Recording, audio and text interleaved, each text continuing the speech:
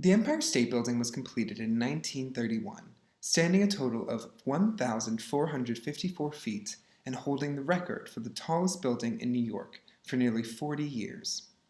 The skyscraper was designed by Shreve, Lamb, and Harmon Associates and was built under the ownership of the Empire State Corporation. Its opening coincided with the Great Depression, rendering it irresolute within a disjointed socioeconomic landscape. The release of the film King Kong in 1933 changed the narrative surrounding the public perception of the Empire State Building.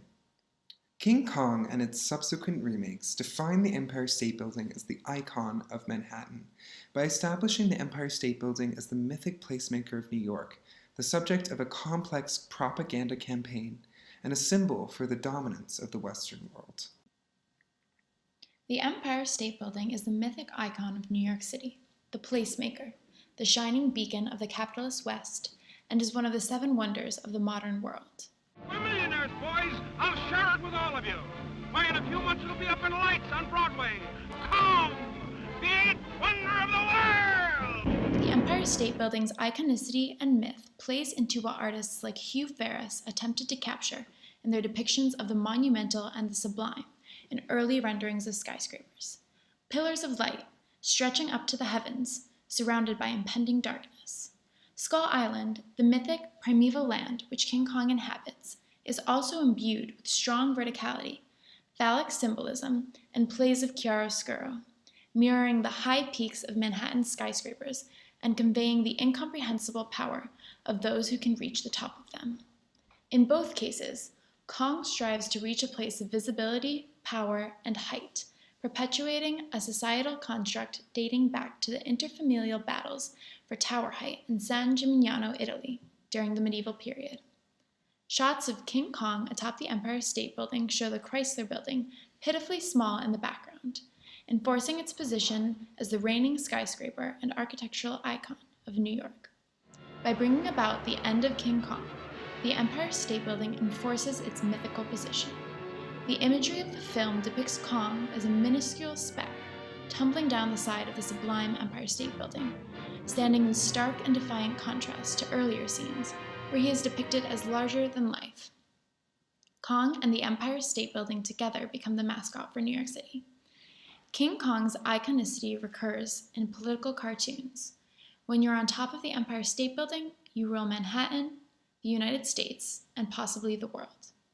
The mythic nature of the Empire State Building has endured into modern culture as it remains the placemaker of New York and a globally iconic image. The Empire State Building in the early 1930s was a product of propaganda by the Empire State Corporation, which attempted to make the Depression-era skyscraper a monument of the people by relating it to working-class masculinity and construction workers.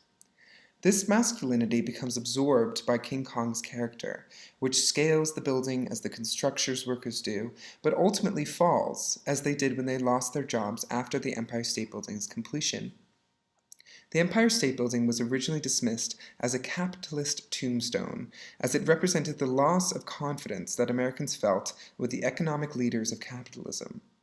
In response, the Empire State Corporation coordinated a propaganda campaign to depict the Empire State Building as a people's monument by valorizing construction workers. The Empire State Corporation worked to, quote, return the loss of masculinity back to the defeated man. The language used to describe men reinforced the positive perception of the Empire State Building. Prized wrestlers were described to have a, quote, Empire State Building physique.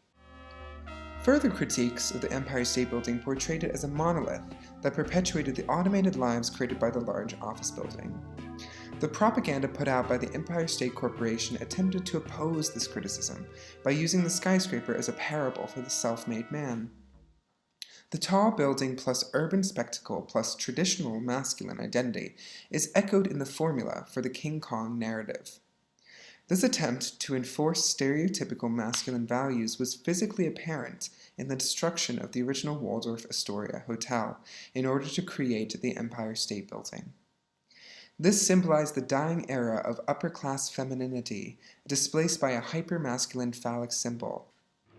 Just as the Empire State Building dominates the old world architecture and rises to represent a new era, King Kong breaks free of the feminine opulence of Radio City Music Hall to climb to the top of the Empire State Building.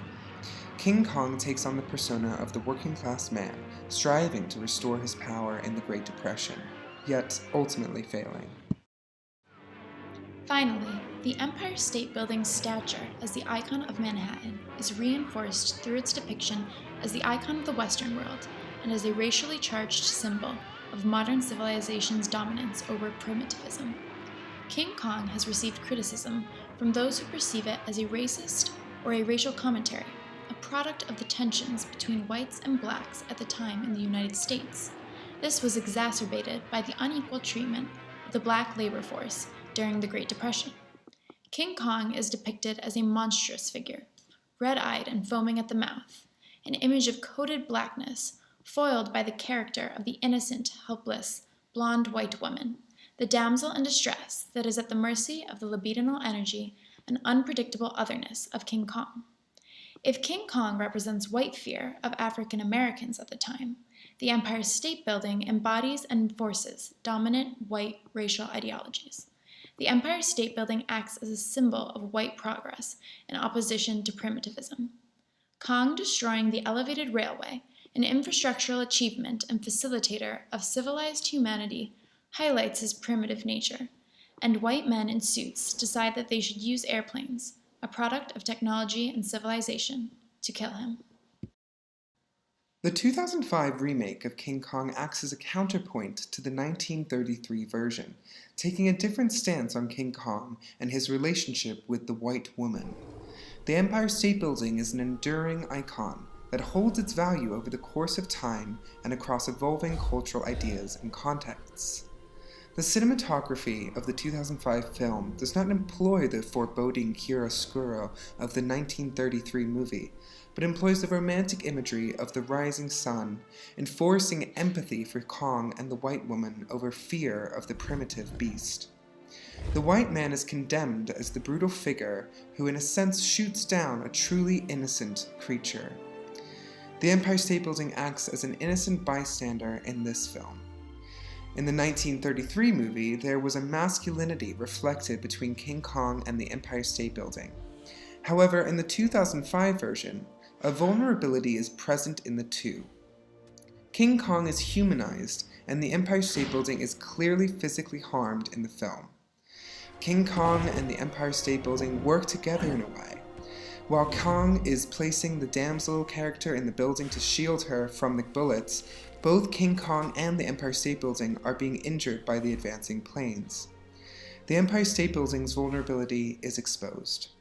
This symbolic vulnerability is a product of a 21st century context. The US is no longer the only powerful civilization in the world, and its dominance, while still remaining, can be challenged. By 2005, the Empire State Building's iconicity has been solidified, so its stance no longer needs to be one of domination. The building's characteristic themes of strength and the promotion of the power of the West, and of New York as the symbol of the Western world, are already inherent. The building can start to inform new perspectives without the risk of being diluted or misinterpreted. The 1933 film King Kong, supported by its subsequent remakes, has defined the Empire State Building as the icon of Manhattan. It establishes the Empire State Building as the mythic placemaker of Manhattan, the subject of a complex propaganda campaign, and a symbol for the dominance of the Western world. By doing this, King Kong has contributed to the global recognition of the city of New York as a hypermasculine, capitalist, and dominant symbol of Western civilization.